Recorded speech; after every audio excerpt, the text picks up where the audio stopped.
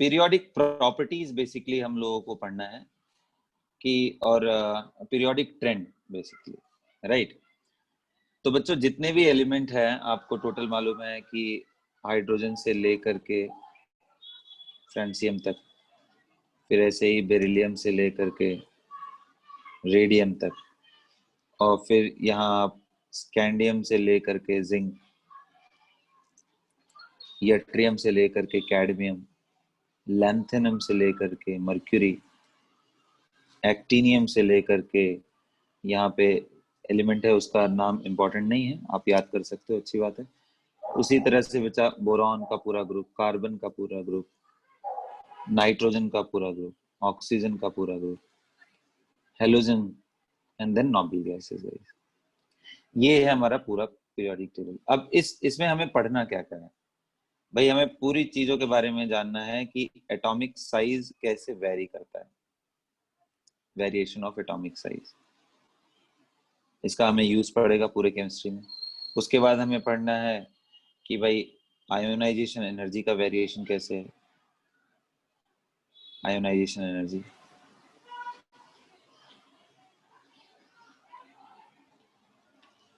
उसके बाद हमें पढ़ना है electron affinity and electron gain enthalpy.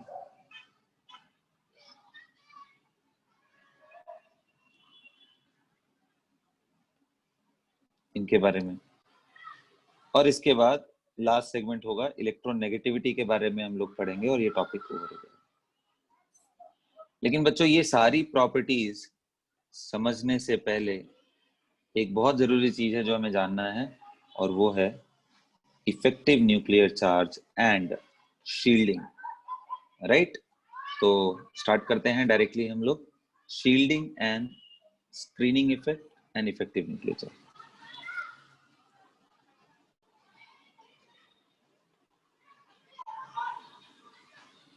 Shielding और स्क्रीनिंग इफेक्ट, राइट, जिसको डिनोट करते हैं सिंबल सिग्मा से, जिसको सिग्मा से डिनोट करते हैं।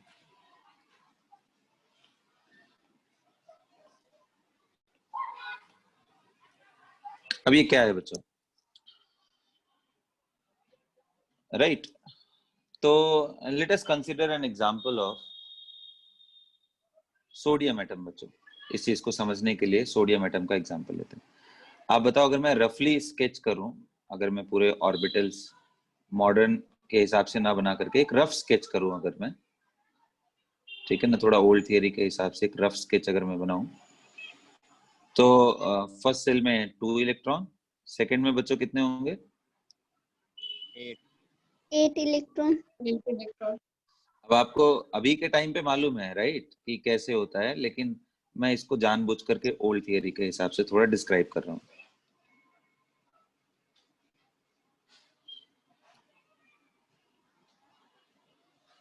राइट। 2 4 6 and 8, right. और सोडियम है तो लास्ट में हमारे पास 1 इलेक्ट्रॉन।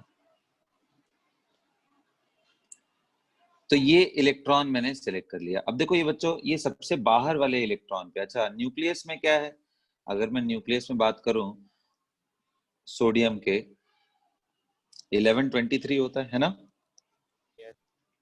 तो बेटा अगर मैं न्यूक्लियस की बात करूं तो न्यूक्लियस में 11 प्रोटॉन एंड 12 न्यूट्रॉन है, ये सुनो। और इसी को मैं, इसी 11 प्रोटॉन और 12 न्यूट्रॉन को मैं सिंपली पॉजिटिव के फॉर्म में लिख रहा हूं। जब मैं इसको लिख रहा हूं तो सिंपली मैं पॉजिटिव के फॉर्म में लिख रहा हूं इसको।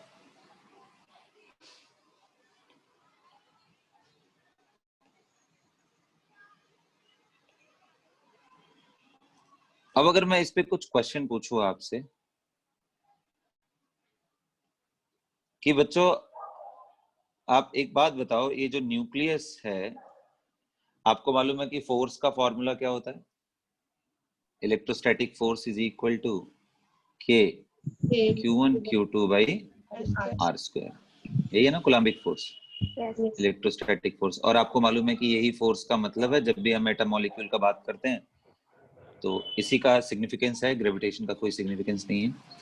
तो अब एक बात बताओ, ये इलेक्ट्रॉन पे अंदर की तरफ फोर्स लगेगा या नहीं?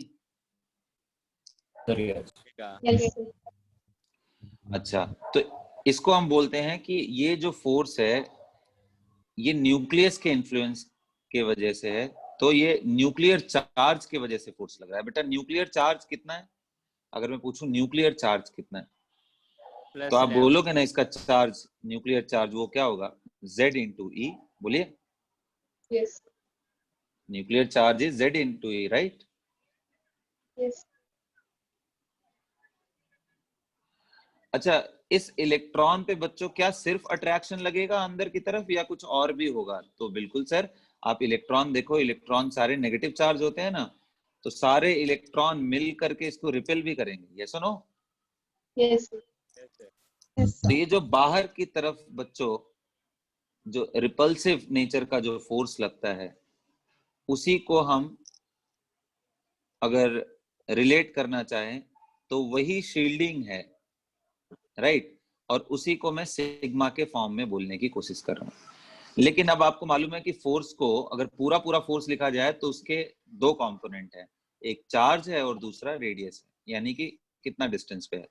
तो ये जो अभी मैं फोर्स का कंपोनेंट का बात कर रहा हूं, वो सिर्फ और सिर्फ चार्जेस का कंट्रीब्यूशन में ले रहा हूं बेटा, ठीक है? उस चार्ज का क्या कंट्रीब्यूशन है, तो यानी आप बोल सकते हो force proportional to charge. Yes और नो? बोलिए। Yes. और उस चार्ज में भी मैं एक्चुअल चार्ज नहीं बल्कि रिलेटिव वैल्यू, मैं सिर्फ नंबर देखूंगा, कितना प्रोटॉन का फोर्स ऑफ अट्रैक्शन है और कितने इलेक्ट्रॉन का फोर्स ऑफ रिपल्शन है। अच्छा ये बताइए, इलेक्ट्रॉन का चार्ज और प्रोटॉन का चार्ज मैग्नीट्यूड वाइज क्या होता है? सेम? Yes. यस और नो?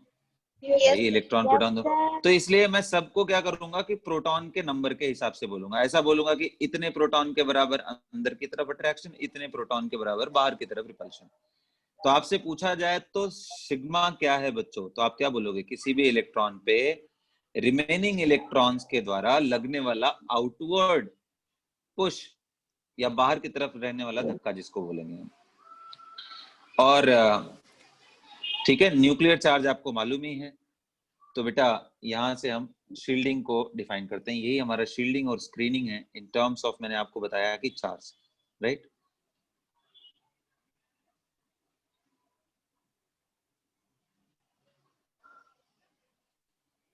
अच्छा, कुछ बहुत छोटे छोटे क्वेश्चन बच्चों, ये बताइए अगर न्यूक्लियर चार्ज ज्यादा होगा बच्चों, इफ इट इज मोर, तो ये इलेक्ट्रॉन पे क्या क्या असर आएगा? सबसे पहला, क्या ये अंदर की तरफ और खिसक जाएगा बच्चों? बोलिए। Yes. Yes, sir. बिल्कुल। Yes sir. इसका जो रेडियस होगा वो डिक्रीज करेगा। अच्छा बच्चों, और क्या इस इलेक्ट्रॉन को निकालना इजी होगा या टफ होगा? Tough होगा। टफ होगा। टफ हो जाएगा। अच्छा, किसी बाहर के इलेक्ट्रॉन को अगर बुलाया जाए तो उसके लिए अट्रैक्शन स्ट्रांग होगा या वीक होगा? Strong strong. समझ में आ रहा है ना? तो जितना ज्यादा न्यूक्लियर चार्ज, उतनी ज्यादा होल्ड इलेक्ट्रॉन पे, उतना कम रेडियस और उतना ही अट्रैक्टिंग एबिलिटी भी है। और बच्चों अगर मैं बोलूं सिग्मा ज्यादा हो गया तो क्या होगा? एटॉमिक साइज बढ़ेगा या घटेगा? बढ़ेगा। ठीक है, बिल्कुल बढ़ेगा सर, क्योंकि आप रिपल्शन करोगे तो थोड़ा बाहर जाने की कोशिश करेगा। अच्छा, निकालना इजी होगा टफ होगा? easy होगा। इजी होगा। अच्छा ठीक है, तो ये सारी चीजें आपको समझ में आ रही है, क्लियर हो रहा है? अच्छा मैं बोलूं कि यार नेट, अगर नेट का डिस्कशन किया जाए, मतलब इस इलेक्ट्रॉन पे अगर मैं ऐसे बात करूं, तो अंदर आप Z प्रोटॉन का अट्रैक्शन है और बाहर सिग्मा का रिपल्शन है। अच्छा, इस सिग्मा के जगह पे मैं डायरेक्टली बच्चों, जैसे Z तो सीधा सीधा प्रोटॉन नंबर हो गया, जैसे मान लो अगर मैं बोलूं तो यहाँ पे सोडियम के लिए 11 हो गया, तो सिग्मा को क्या मैं 10 लिख सकता हूं क्या? देखो ये इलेक्ट्रॉन को अगर छोड़ दो तो 10 लिख सकता हूं। Answer is no, I can not write sigma 10। क्यों ऐसा भाई? मैं सिग्मा 10 क्यों नहीं लिख सकता हूं? Z को तो 11 लिख दिया मैंने, सिग्मा 10 नहीं होगा बेटा, 10 से काफी कम होगा, sigma will be much less than 10। ऐसा क्यों? ऐसा क्यों? आप ऐसे समझने की कोशिश करो बच्चों कि इलेक्ट्रॉन, कोई इलेक्ट्रॉन इसके नजदीक है, कोई इससे काफी दूर है, और सब इलेक्ट्रॉन डिस्पर्स्ड हैं, है कि नहीं बच्चों? कोई भी इलेक्ट्रॉन एक फिक्स जगह पे नहीं है। ये तो मैंने एक मोमेंट का आपको बताया, वो भी ओल्ड थियरी। एक्चुअल में क्या है, इलेक्ट्रॉन कहीं पे भी है रैंडमली। तो क्या इसका जो रिपल्सिव फोर्स है, क्या वो उतना ही स्ट्रांग होगा जितना इसका अट्रैक्शन है प्रोटॉन का?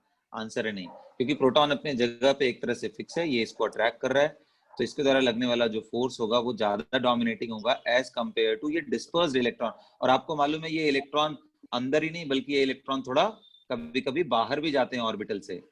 बोलिए यस और नो? तो इस वजह से इनका जो इफेक्टिव रिपल्सिव वैल्यू है, इफेक्टिव कंट्रीब्यूशन है रिपल्शन में, वो 1 electron is not as capable of as 1 proton. तो 1 प्रोटॉन के बराबर 1 इलेक्ट्रॉन का रिपल्सन कभी भी नहीं होता है बच्चों, ठीक है? ये मैं खास करके यहाँ, लेकिन हाँ, जैसे जैसे वो न्यूक्लियस के नजदीक जाएगा उसका डोमेन बहुत छोटा हो जाएगा, और उसके वजह से उसका पावर बढ़ता जाएगा उसको रिपेल करने का, ठीक है? तो जनरली न्यूक्लियस के जितना नजदीक उतना अच्छा रिपल्शन ये क्रिएट करता है। देखो मैंने बताया मैं चार्ज के टर्म में बात कर रहा हूँ बच्चों, मैं रेडियस के बारे में बात नहीं कर रहा हूँ। आप सोचोगे सर न्यूक्लियस के नजदीक गया तो रेडियस, तो वैसे नहीं देखना है, ठीक है? चार्ज के हिसाब से, ठीक? अच्छा, तो अब हमें समझ में आया कि सिग्मा का वैल्यू कभी भी सिर्फ इलेक्ट्रॉन काउंट करने से नहीं होता है, ठीक है? चलिए अच्छी बात है, मैं इसको ऐसे ही लिख करके यहीं पे ड्रॉप कर दे रहा हूँ, ताकि अगर आपको कभी कंफ्यूजन हो तो आप देख सको, ठीक? अब नेक्स्ट आता है बच्चों, नेट क्या है भाई? अंदर Z लग रहा है, बाहर सिग्मा लग रहा है, तो नेट क्या हो रहा है इस पे? तो नेट अगर मैं बात करूं इस इलेक्ट्रॉन पे, तो Z माइनस सिग्मा, क्योंकि अभी ज्यादा ताकतवर कौन है, Z है या सिग्मा? Obviously Z। तो इसलिए अंदर जो लगने वाला नेट फोर्स अंदर की तरफ रहेगा, और इसी को क्या बोलेंगे हम? Z star. इसी को क्या बोलेंगे? Z star. और Z स्टार को ही हम क्या नाम दे रहे हैं? Effective nuclear charge.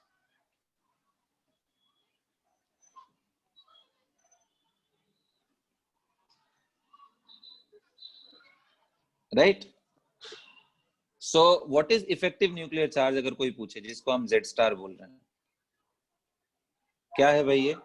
अगर इसको डिफाइन किया जाए तो आप ऐसे बोल सकते हो कि जो ये इलेक्ट्रॉन पे नेट न्यूक्लियस की तरफ अट्रैक्शन होने वाला चार्ज जो अपीयर हो रहा है भाई, so net nuclear charge experienced bye, not actual nuclear charge. बच्चों एक्चुअल न्यूक्लियर चार्ज तो 11 है, आ रहा है बात समझ में? एक्चुअल तो 11 है, बट इसको एक्सपीरियंस कितने का हो रहा है? जैसे कि Z माइनस सिग्मा। समझ में आ रहा है बात? Yes. तो बच्चों आप बोलोगे न्यूक्लियर चार्ज एक्सपीरियंस्ड,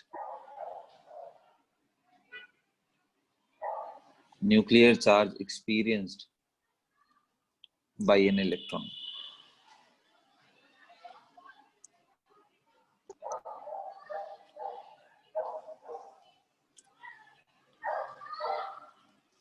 राइट?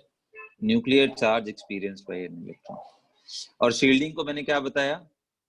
देखो ये शील्ड, इसको देखो, शील्ड का मतलब क्या होता है? ढाल बच्चों, ठीक है? अगर आप इसका हिंदी ट्रांसलेशन जानो तो ये ढाल होता है।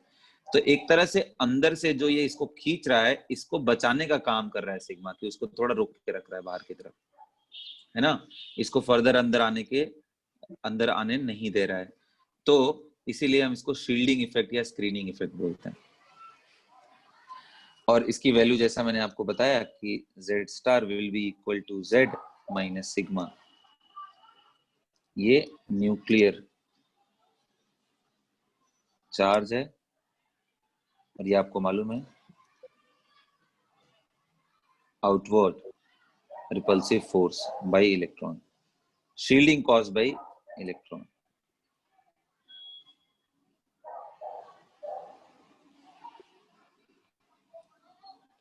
बाय अच्छा, अब देखो एक्चुअल में तो इसका कोई फॉर्मूला नहीं है जिससे आप निकाल पाओ एक्यूरेट वैल्यू, लेकिन इनमें क्वालिटेटिव डिस्कशन, एक साइंटिस्ट ने काफी हद तक इसको निकालने की कोशिश की थी, जिनका नाम स्लेटर है, ठीक है? तो उस नियम को मैं थोड़ा सा आपको इलेबोरेट कर देता हूँ, क्योंकि बुक्स वगैरह में आपको मिलेगा तो तंग ना हो। हालांकि वो बहुत वैलिड नहीं है, बहुत एक्यूरेट नहीं है, लेकिन फिर भी हमें एक आइडिया तो मिल जाएगा कि भाई ये निकालते कैसे हैं, शील्डिंग की वैल्यू क्या होती है। ठीक है, तो स्टार्ट करो, निकालें फिर शील्डिंग और स्क्रीनिंग। Yes sir. यस। ठीक है, चलो।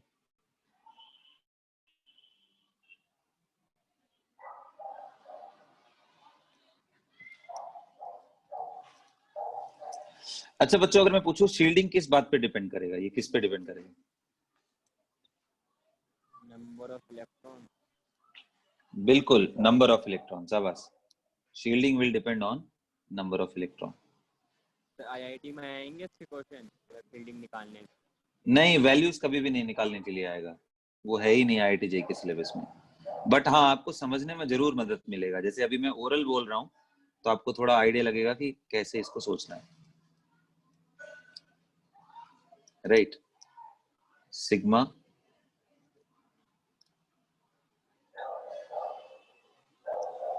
will be affected by the number of electron. Okay, तो more the number of electron, more will be sigma. तो आ जाओ देखते हैं how to calculate shielding. Slatter's rule for calculation of shielding.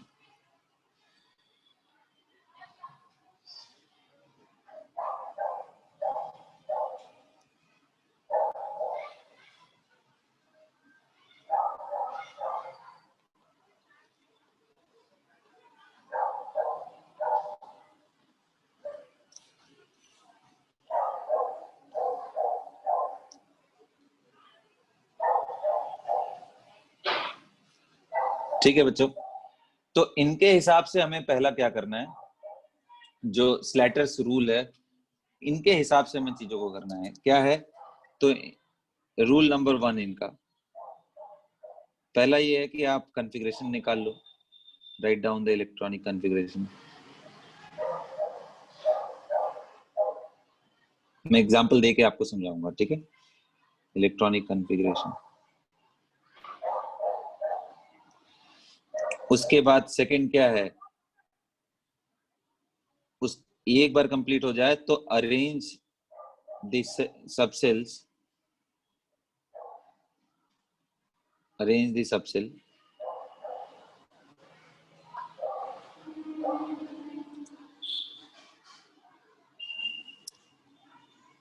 as per principal quantum number.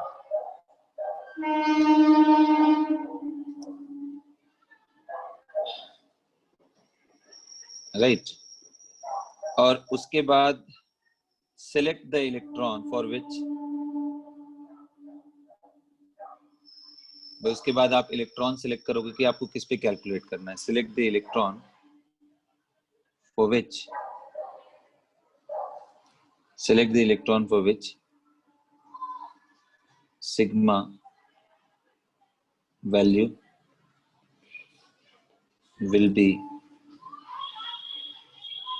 calculated.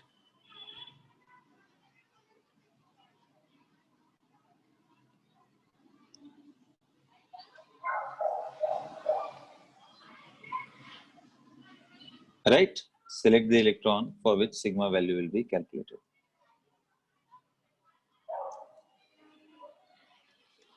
अब इन्होंने rule जो दिया है बच्चों, दो अलग अलग चीजों के लिए अलग अलग होता है, ठीक है। अच्छा, इसी बीच में एक और चीज आपको करना है कि S और P का एक ग्रुप बनाना है, ठीक है। तो उसको यानी थर्ड में हम उसको ही लिखेंगे। थोड़ा सा मैं इसको नीचे करूंगा, आप उसको किसी भी ऑर्डर में लिख लो, कोई फर्क नहीं पड़ता। Right, so next is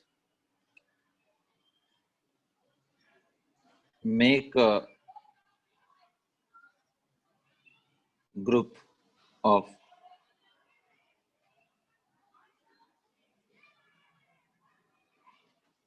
different subshell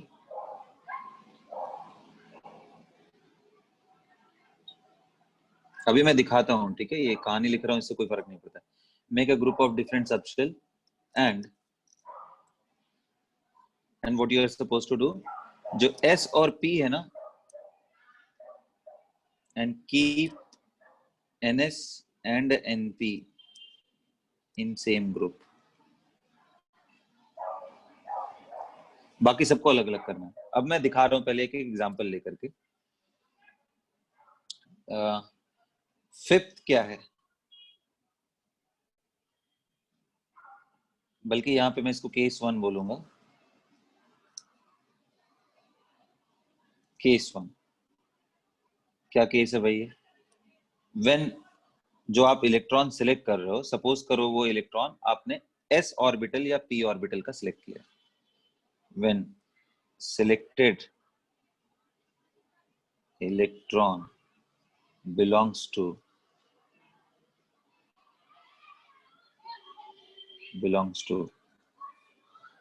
s or p subshell. फिर क्या रूल है? तो इन्होंने बच्चों क्या रूल दिया है वो मैं आपको टेबल बना देता हूं, उसके बाद बात करें। बहुत सिंपल है, आप थोड़ा दिमाग लगाओगे तो लॉजिकली कनेक्ट भी हो जाएगा, सारा चीज एक ही बार में याद भी हो जाएगा।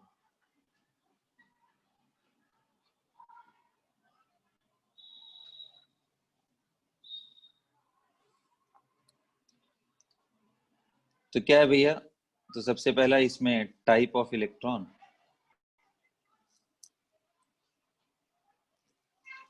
या पोजीशन ऑफ इलेक्ट्रॉन आप बोल सकते हो।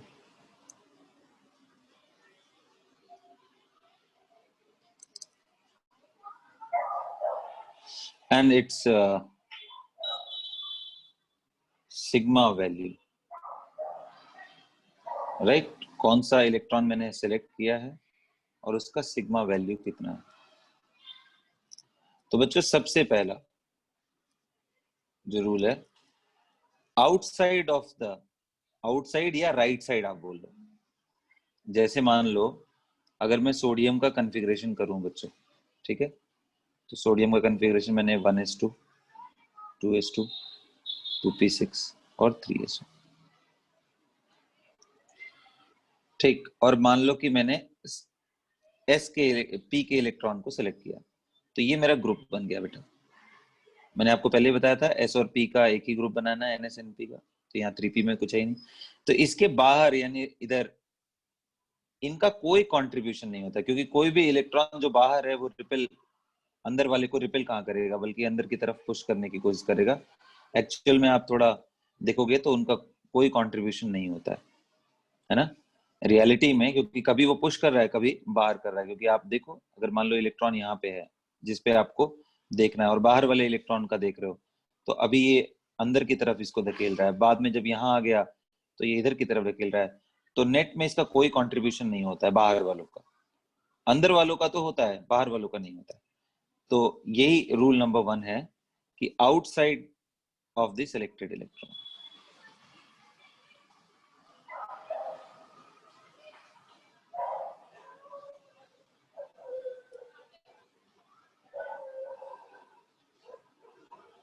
जैसे मैंने यहाँ पे ये सिलेक्टेड इलेक्ट्रॉन है जिसपे मुझे सिग्मा निकालना है, राइट? तो इसके बाहर यानी 3s है, तो उनका वैल्यू क्या होगा? 0। It's sigma value is 0। तो अगर मैं एग्जाम्पल की बात करूं, तो ये एग्जाम्पल अगर मैं कोट करने की कोशिश कर रहा हूं बच्चों, राइट साइड में मैं लिख दे रहा हूं कि sigma contribution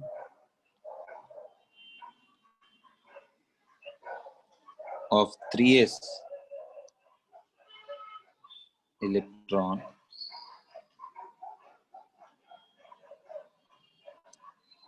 right is equal to 0, क्योंकि ये बाहर है। जो नेक्स्ट रूल है बच्चों, सभी लोग लिख रहे हो अच्छे से?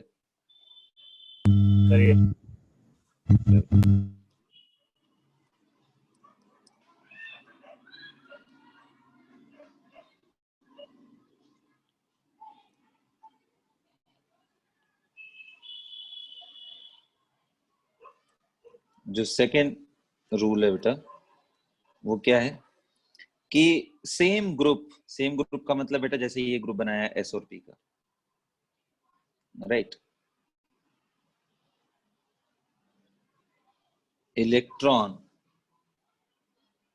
of same group, right?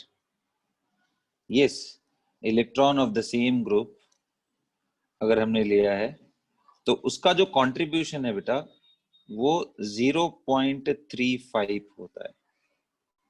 0. कहने का मतलब कि अगर मैं इस ग्रुप में प्रेजेंट s इलेक्ट्रॉन या p इलेक्ट्रॉन की बात करूं तो दोनों का जो रिपेल करने का एबिलिटी है वो प्रोटॉन के 0.35 पार्ट के बराबर है। 0.35 ही सिर्फ रिपेलिंग एबिलिटी है।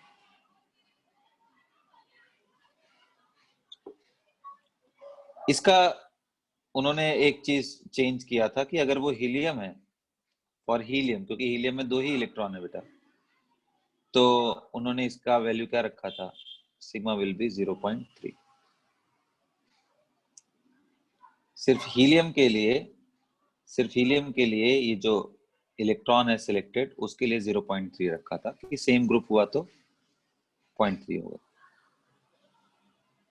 बाकी सबके लिए कोई भी आधा, मतलब हीलियम के अलावा कोई भी आप एलिमेंट ले लो उसके लिए।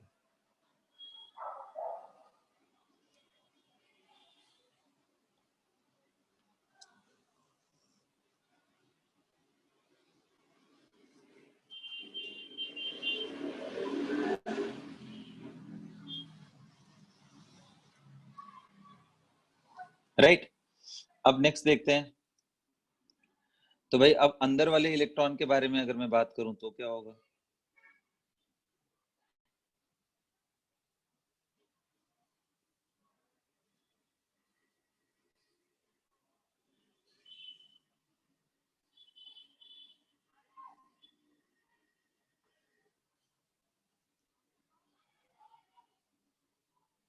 राइट, अंदर वाले इलेक्ट्रॉन का मतलब अब इस ग्रुप के लेफ्ट साइड में। तो अच्छा, ये जो ग्रुप आपने सिलेक्ट किया उसका प्रिंसिपल क्वांटम नंबर कितना है बच्चों? n इज इक्वल टू 2 ना, सिलेक्ट जो किया है उसका n इज इक्वल। तो बेटा इसके अंदर यानी n-1 की बात करूं तो सीधा 1s आ जाएगा, है ना? Yes. तो इलेक्ट्रॉन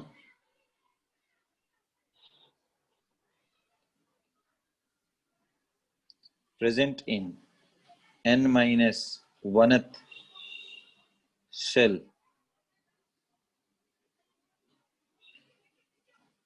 जहां पे nth क्या है, जहां पे n क्या है, where n is principal quantum number of selected electron, जो आपने इलेक्ट्रॉन सेलेक्ट किया है उसका वैल्यू है,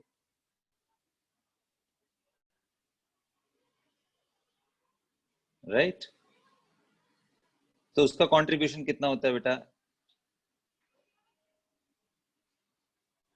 तो इसका जो सिग्मा का कंट्रीब्यूशन है वो है 0.85। देख रहे हो, क्लोज बढ़ रहा है धीरे धीरे, प्रोटॉन के बराबर होने की कोशिश कर रहा है, लेकिन अभी भी 85% ही वो काम कर पा रहा है।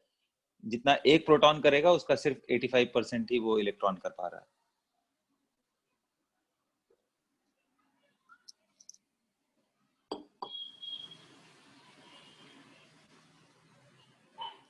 यानी ये जो बेटा यहाँ के इलेक्ट्रॉन है इनका repelling tendency as compare to ये वालों से काफी ज्यादा है। इनका सिर्फ 0.35 था इनका। अब खैर सोडियम में उसके अंदर कुछ बचा ही नहीं है, लेकिन अगर मान लीजिए वो पोटेशियम होता या रुबिडियम होता तो अंदर और भी होते सिलेक्टेड इलेक्ट्रॉन, मतलब 2p के अलावा अगर मैं 3p सिलेक्ट करता तो फोर्थ रूल ये बोलता है कि फर्दर इनसाइड का मतलब बच्चों कि n-2 फर्दर इनसाइड इलेक्ट्रॉन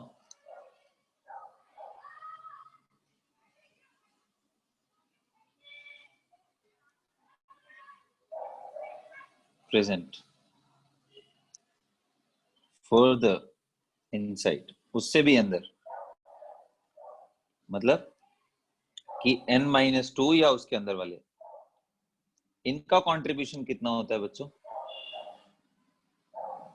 तो इनका कंट्रीब्यूशन सीधा 1 होता है। This is really really important. अब आपको समझ में आ रहा है कि अब अंदर वाले जितने भी हैं वो एक प्रोटॉन के बराबर रिपल्शन वैल्यू क्रिएट कर रहे हैं। तो वही मैं बात बता रहा था, जो जैसे जैसे न्यूक्लियस के नजदीक होगा उस इलेक्ट्रॉन की शील्डिंग कैपेसिटी बढ़ती जाएगी। आ रहा है बात समझ में? Yes. Sir. तो ये सबसे इंपॉर्टेंट है। लेकिन ये जो रूल बताया मैंने बेटा, वो किसके लिए बताया? जब इलेक्ट्रॉन कहाँ पे प्रेजेंट हो। कौन सा इलेक्ट्रॉन के बारे में हम बात कर रहे हैं? जो इलेक्ट्रॉन कहाँ प्रेजेंट हो बेटा? एस और पी सबसेल का इलेक्ट्रॉन आपने सिलेक्ट किया हो। अब इसका एक एग्जांपल देखते हैं, फिर उसके बाद सेकेंड रूल के बारे में, यानी डी और एफ में प्रेजेंट हो तब क्या करेंगे।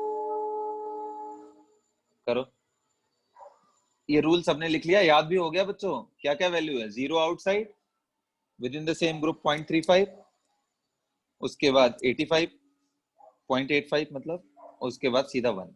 क्लियर है? बोलिए। तो अब एक क्वेश्चन दे रहा हूं, जरा पहले कैलकुलेट करिए। तो find the value of Z sigma and Z star for different electron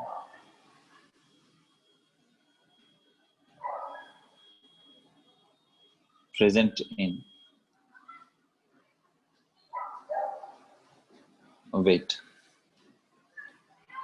for electrons present in different subshell, right? Find the value of sigma and Z star for electrons present in different subshell for कौन सा atom में ले रहा हूं बेटा? मैं आपको ले रहा हूं पोटेशियम को, फॉर पोटेशियम एटम। तो बच्चों ये हमारा पोटेशियम एटम है। अब इसको देखो, मैं आपको पहले दिखा दे रहा हूँ, फर्स्ट 2 स्टेप मैं कर दे रहा हूँ। पहले सबसे पहला चीज क्या करना है? Electronic configuration. पोटेशियम का कितना है बेटा? 90। अब आप क्या करोगे? 1s2, 2s2, 2p6, 3s2, 3p6, 4s2, right? बोलिए। Yes, sir. रॉन्ग है, 4s1 होगा। यही सुनना चाह रहा था मैं, तुम लोग ना गलत सलत पढ़ा हो मुझे। ये हो गया। अब इसके बाद स्लैटर कॉन्फ़िगरेशन करेंगे। स्लैटर कॉन्फ़िगरेशन में कुछ नहीं करना है, सेल के हिसाब से अरेंज करो और ग्रुप बनाओ। तो बच्चों ग्रुप सेल के हिसाब से तो ऑलरेडी ये अरेंज है, 1 है, फिर 2 है, फिर 3 है। प्रॉब्लम तब आता है जब हम आगे 3D लिखते हैं, कुछ है कि नहीं? तो यहाँ 3D में तो कुछ है ही नहीं। आ रहा है बच्चों बात समझ में? तो इसमें सिंपली आपको ग्रुप बनाना है। 1s2 का एक ग्रुप बन गया, फिर 2s और 2p का एक ही ग्रुप बना दो, फिर 3s 3p मैंने बताया था कि ns np का एक ही ग्रुप बनाना है, फिर उसके बाद 4s 1 है और इसका ग्रुप बन गया। अब बच्चों आगे कुछ है ही नहीं, मतलब 4p तो 0 था, अब इधर तो कुछ है भी नहीं।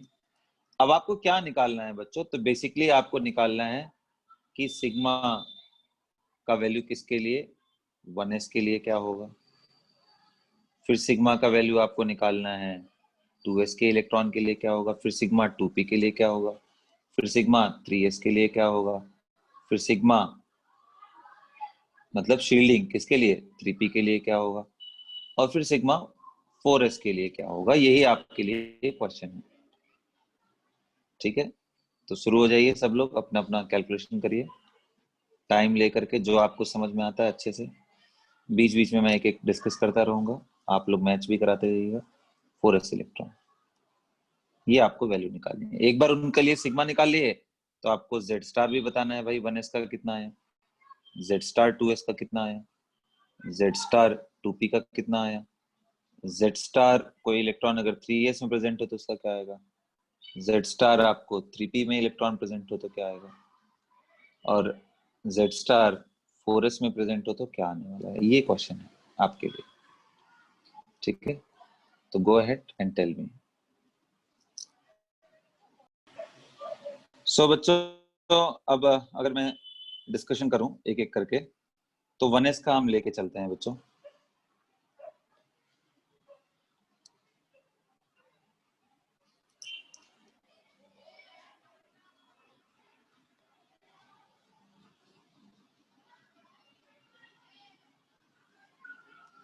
अगर बच्चों मैंने 1s के इलेक्ट्रॉन को सिलेक्ट कर लिया, तो आप एक बात बताइए, बाहर के जितने भी हैं उन सबका क्या आएगा, वैल्यू 0, है ना। और सेम ग्रुप में बच्चों आपने कौन सा इलेक्ट्रॉन से, बच्चों आवाज आ रही है सबको? Yes. अब आपको न्यूक्लियस में कितने प्रोटॉन हैं, 19, एटॉमिक नंबर मालूम है ना सबको। और इस इलेक्ट्रॉन पे अंदर की तरफ तो सर Z वैल्यू 19 लगेगा। अब यही बाहर सिग्मा है, तो बच्चों ये बताइए, इसके सिग्मा में 2 ही इलेक्ट्रॉन थे ना उसमें, अगर आपको इस पे निकालना है सिग्मा, तो ऑब्वियस सी बात है बेटा कि एक इलेक्ट्रॉन जो आप सिलेक्ट किए हो वो तो अपने ऊपर थोड़ी ना रिपल्सन लगाएगा, जो बचा हुआ है वही ना लगाने वाला है, यस और नो। यस। तो Yes, अगर sir. आप किसी भी इलेक्ट्रॉन को सिलेक्ट कर रहे हो बेटा, अगर जैसे मान लो आपने इसको सिलेक्ट किया, तो लगाने वाला जो बचे हुए इलेक्ट्रॉन है उनका, तो यानी आपको करोगे तो आप लिखोगे 1 इंटू 0.35। सेम ग्रुप का कितना था, 0.35, सेम ग्रुप का 0.35, और आउटसाइड का 0, और अंदर तो कुछ है ही नहीं, तो भाई इसका ब्लैंक हो गया।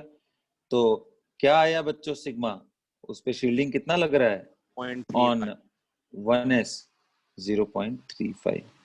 अच्छा Z स्टार कितना आ जाएगा, तो भाई Z माइनस सिग्मा, Z कितना था बेटा, 19 माइनस 0.35, यानी कितना आ गया, 18.65 आ गया। में E भी तो इंटू होगा ना। क्या मैंने क्या बताया था कि हम सिर्फ रिलेटिव नंबर ले रहे हैं, हम नंबर में खेल रहे हैं, हम चार्ज भी नहीं देख रहे हैं, मोर हम सिर्फ सिंपली नंबर, हम Z इंटू ई ना देख करके हम सिर्फ ये देख रहे हैं कि Z क्या है। ठीक है, क्योंकि एक्चुअल में तो हम फोर्स निकाल ही नहीं रहे, हम तो एक प्रोपोर्शनैलिटी देख रहे हैं, समझ में आ रहा है ना बात। तो इसलिए ई लगाने का जरूरत नहीं है। तो बच्चों Z स्टार मालूम चल गया, ये तो पहला पार्ट हो गया। ठीक, अब सेकंड पार्ट, फर्स्ट पार्ट ये हो गया, अब सेकंड पार्ट इसी तरीके से आप करोगे।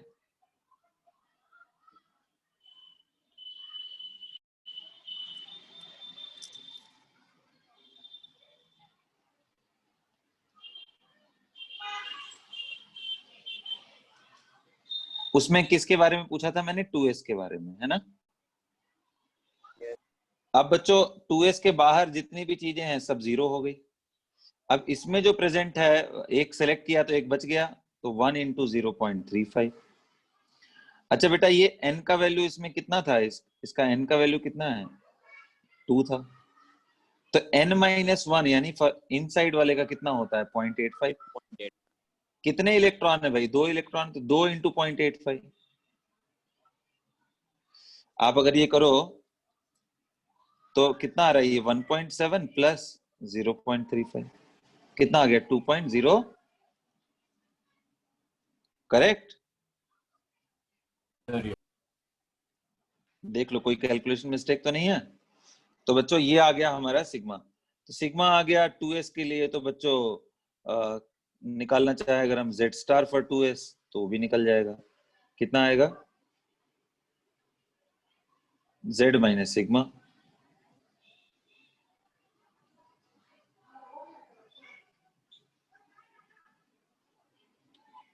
कितना आ रहा है ये, सॉरी 2.05, कितना आएगा ये,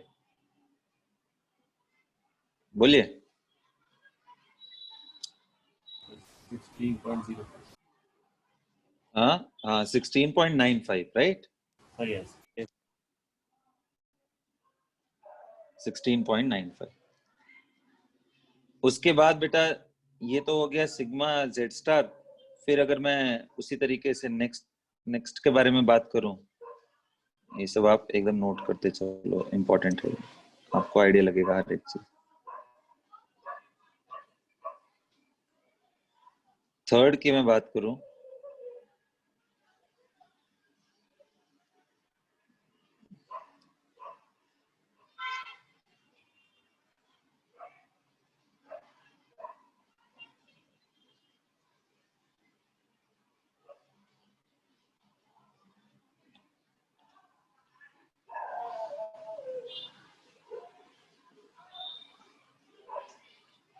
अब मैंने 2p का पूछा था, तो इसके इस साइड क्या है बेटा, 0।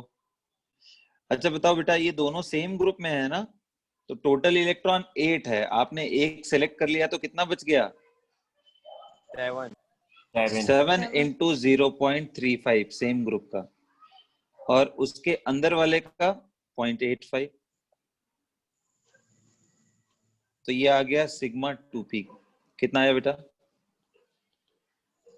सर ऐसे तो ऊपर वाले में भी होना चाहिए था ना, 7 इंटू 0.35।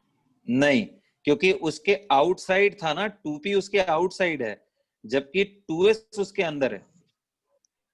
इनर का मतलब लेफ्ट साइड वाले सारे इनसाइड हैं, उसके आउटसाइड वाले, तो इसलिए 2s के लिए ये सब बाहर वाले हो जाएंगे, 2p उसके बाहर वाला हो गया।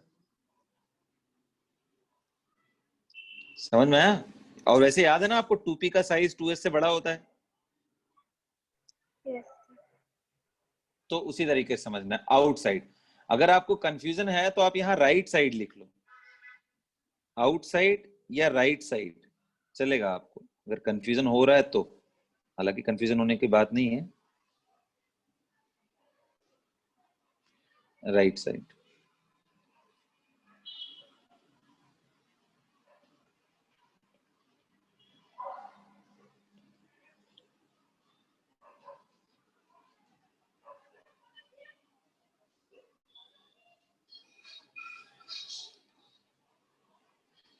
आउटसाइड या right side of selected electron. अब आपको कोई मिस्टेक नहीं होगा।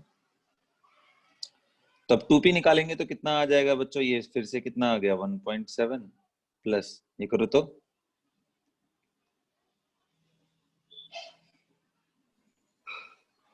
करेक्ट लिखा है मैंने बच्चों? Yes sir. Yeah. ये जोड़ो, बताओ तो कितना आ रहा है, 3 पॉइंट नहीं 4.15। तो बच्चों सिग्मा इतना आ गया, और जेड स्टार कितना आएगा फिर, 19 माइनस कितना आ रहा है, 14.85. 14.8। तो सर हमको ये भी मिल गया।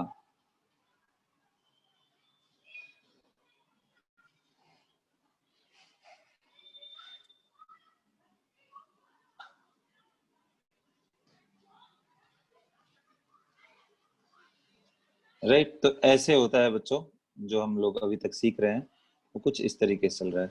तो ऐसे ही आपने आगे का भी कैलकुलेट कर लिया होगा बच्चों, आई होप। इसके लिए भी मैं एक एग्जांपल मैं आपको दिखा दे रहा हूँ, और उसके बाद बात करेंगे हम लोग, ठीक है। तो चलिए मैं अब सीधा नेक्स्ट एग्जांपल दिखाता हूँ, सिग्मा। इस बार मैं सीधा सीधा बेटा किसका, 4s का देख लेता हूँ, चलेगा? सीधा 4s का, बाकी सब आप लोग मैच करा लीजिएगा बच्चों, अपने अपने आंसर को ग्रुप में भी भेज करके, ठीक है। अब मैं उसके बारे में नहीं डिस्कस कर रहा हूँ। तो बेटा अगर ये सेलेक्ट किया है, तो कितने लोग कह रहे हैं कि सर इलेक्ट्रॉन को सेलेक्ट करते ही इसमें तो कुछ बचा ही नहीं, तो ये यानी हो जाएगा 0 इंटू 0.35, यस और नो? और राइट साइड तो वैसे भी कुछ नहीं है, इधर बाहर तो कुछ है ही नहीं। अच्छा, अब उसके बाद अंदर आएंगे, यानी n इज इक्वल टू कितना हो गया था इसका, 4। तो अब अगर अंदर आऊंगा तो n इज इक्वल टू ये सब क्या है, 3 में कितने इलेक्ट्रॉन है बेटा, 8। तो 8 इंटू 0.35, समझ में आ रहा है बात? और उसके भी सर अंदर 85 होगा ना? हाँ सॉरी, 0.85, मैं बोल 0.85 ही था।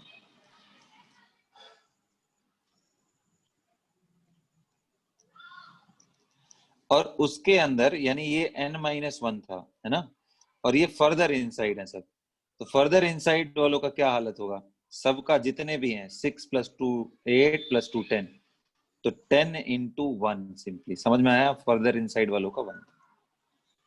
ये n माइनस वनथ था, ये nth का कैलकुलेशन था, और ये n minus with respect to selected. समझ में आया बच्चों? ये हमने सिलेक्ट किया। अब ये कितना आ गया, निकाल के देखो तो। 16.8। Sir yes. 16.8 आ रहा है। Yes sir. तो अब बच्चों, अब मैं पूछूं कि z स्टार कितना आएगा? 2.2। कितना आ रहा है? 2.2 आ गया। तो सबको क्लियर हो गया बात जो मैं समझाने की कोशिश कर रहा हूँ? बोलिए। Sir yes.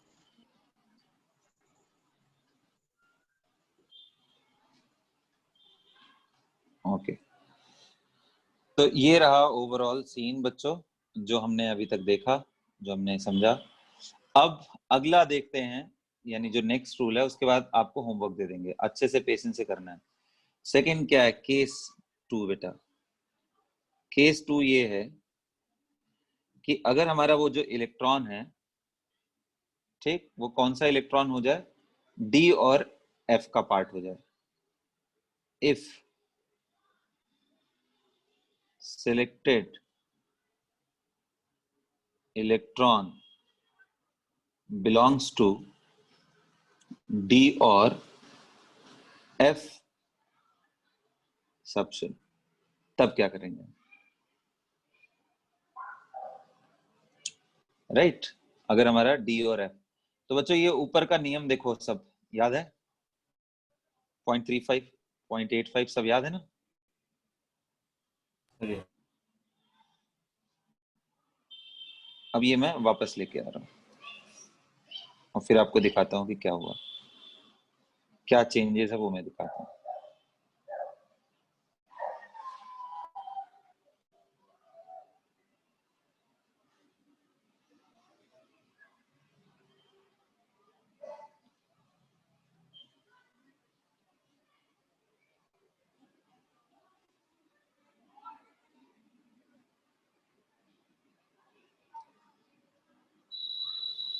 राइट अब यहाँ पे रूल में फर्स्ट तो एज इट इज है कि भाई आउटसाइड का 0 होगा।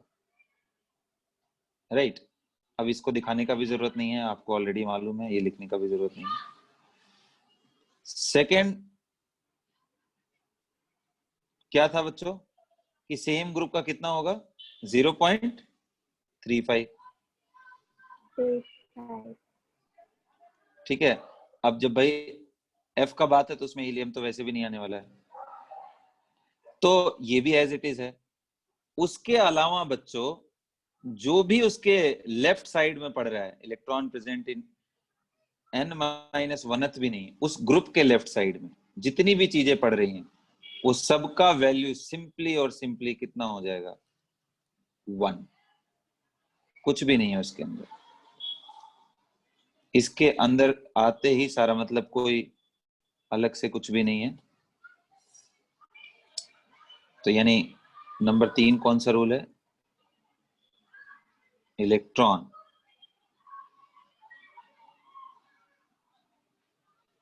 लेफ्ट साइड, इलेक्ट्रॉन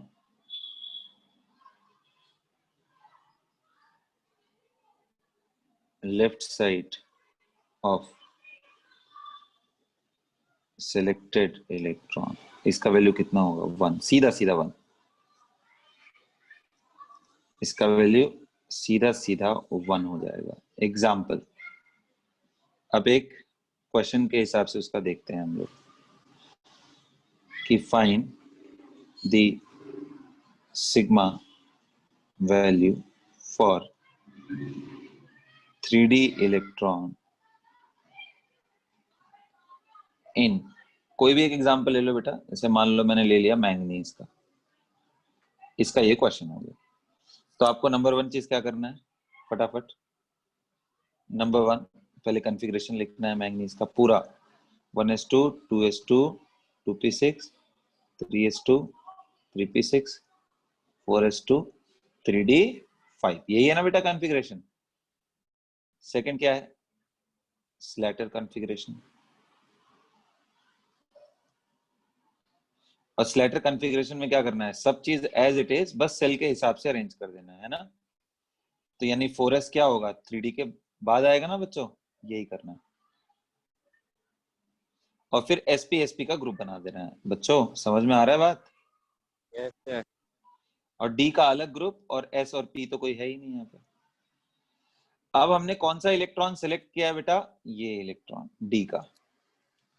तो जैसे ही ये सिलेक्ट किया, इसके लेफ्ट साइड जितने हैं सबका क्या है 1, और इसके बाहर वालों का क्या है 0, और इसके ग्रुप का कितना है बेटा, सेम 0.35। और इधर अंदर कितने बचे एक बार काउंट कर लो तो 6 + 2 8, और 6 + 2 8, और 2 कितना 16, बोलिए, sorry 18। Yes, sir. Yes, sir. Yes, sir. तो 18 × 1, ये हो गया आपका सिग्मा 3d का। तो बेटा कितना आ गया सिग्मा 3d, बोलिए। Yes,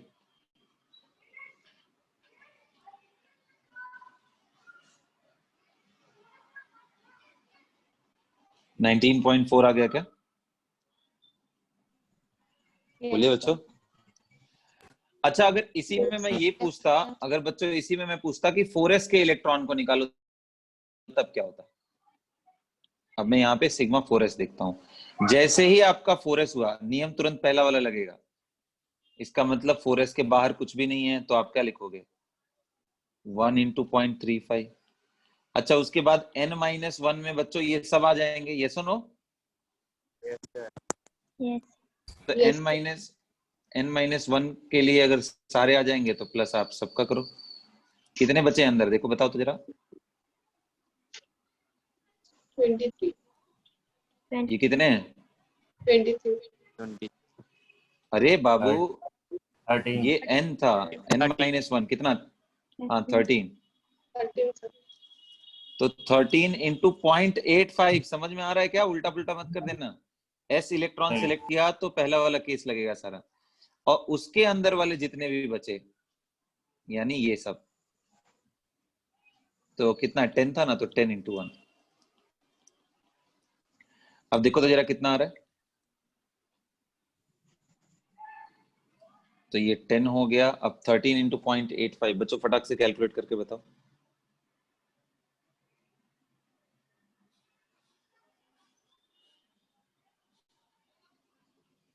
ये आएगा 11.05 अगर मैं करेक्ट हूं तो। Yes sir.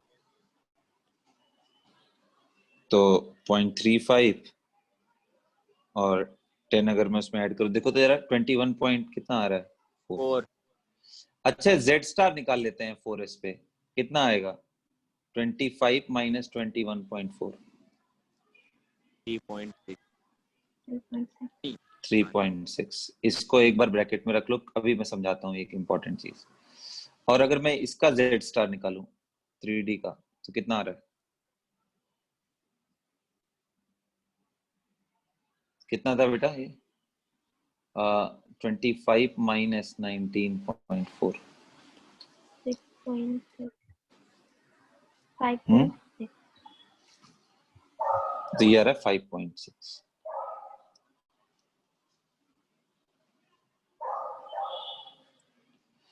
अब बताओ मुझे जरा बच्चों, ये क्या लिख दिया मैंने यार, ये 13, ये कितना है आ रहा था यहाँ पे 25 - 3. 6। अब देखो तुम्हें कुछ समझ में आ रहा है बच्चों, जो मैं एक बात बता रहा था कि बेटा जब मैंगनीज का जब आप भर रहे हो तो उस समय आर्गन लिखना, और पहले 4s2 लिखना, फिर 3d कितना लिखना, बोलो 5। और भर देने के बाद क्या हो जाएगा, वो 3d 5 इनसाइड आ जाएगा, 4s2 बाहर चला जाएगा। अब जरा देखो, इसको समझ में आ जाएगा। 3d के इलेक्ट्रॉन पे कितना अट्रैक्शन 5.6, और बेटा 4s के इलेक्ट्रॉन पे कितना अट्रैक्शन 3.6। तो बताओ ज्यादा अट्रैक्शन जो है वो तो अंदर रहेगा ना।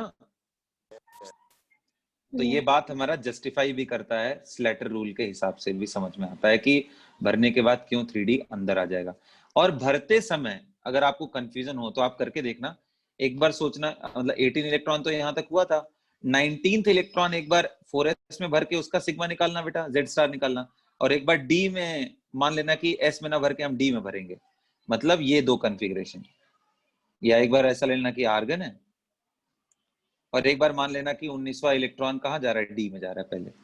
अब इन दोनों का जेड स्टार निकालना तुम, और उस समय देखोगे तो आपको दिखेगा कि इसमें ज्यादा अच्छा आ रहा है, तो इसलिए ये करेक्ट होता है। तो भरते समय ये करेक्ट, भरने के बाद ये करेक्ट। समझ में आया बच्चों? मतलब ये करेक्ट का मतलब समझो, ये करेक्ट नहीं है एक्चुअली, मतलब डी अंदर आ जाता है भरने के बाद। क्लियर? Sir yes. तो ये मैंने बच्चों आज आपको सिग्मा दिया। अब आपके लिए होमवर्क क्या है? तो होमवर्क ये है आपके लिए कि जितने भी बच्चों यानी लिथियम, सोडियम, पोटेशियम, रुबिडियम, ये कल मैं चेक करूंगा। Lithium, sodium, potassium, rubidium, caesium, francium, इन सब का आप क्या करोगे? आउटर मोस्ट भाई, आउटर मोस्ट आप समझते हो आप, ठीक है? लिथियम का आउटर मोस्ट 2s इलेक्ट्रॉन है। आउटर मोस्ट का मुझे जेड स्टार चाहिए और सिग्मा चाहिए।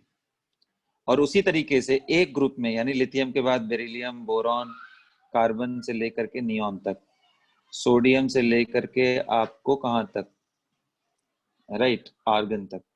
खाली प्रैक्टिस करना, आप कुछ अच्छी चीजें तुम्हें देखने को मिलेंगी। सबके आउटर मोस्ट इलेक्ट्रॉन के लिए, पूरे इलेक्ट्रॉन के लिए नहीं बेटा, सिर्फ आउटर मोस्ट। जैसे मैं बोलूं कार्बन का आउटर मोस्ट कौन सा है, तो बोलोगे आप सर 2p2। इस इलेक्ट्रॉन के लिए सिग्मा चाहिए और जेड। क्यों मैं बोल रहा हूं? क्योंकि अब जो हमारा बॉन्डिंग का पर्पज है बेटा, केमिकल बॉन्डिंग तो उनके आउटर मोस्ट से लेना देना है ना उसका। आ रहा है बात समझ में? Sir yes. के बाद क्या लिखा है वो सिंबल ठीक से दिख, कौन सा? लिथियम के राइट। अरे लिथियम के बाद ये जेड स्टार एंड सिग्मा निकालना है, मैंने बोला है। आउटर मोस्ट इलेक्ट्रॉन के लिए जेड स्टार और सिग्मा निकालो, लिथियम से लेकर के ये पूरे ग्रुप का और पूरे पीरियड का। तो आपको 2 पीरियड कैलकुलेट करना है और सिर्फ एक ग्रुप कैलकुलेट करना है। इतना कर लोगे तो बहुत कुछ आइडिया तुमको कल मैं देना स्टार्ट कर दूंगा, ठीक है?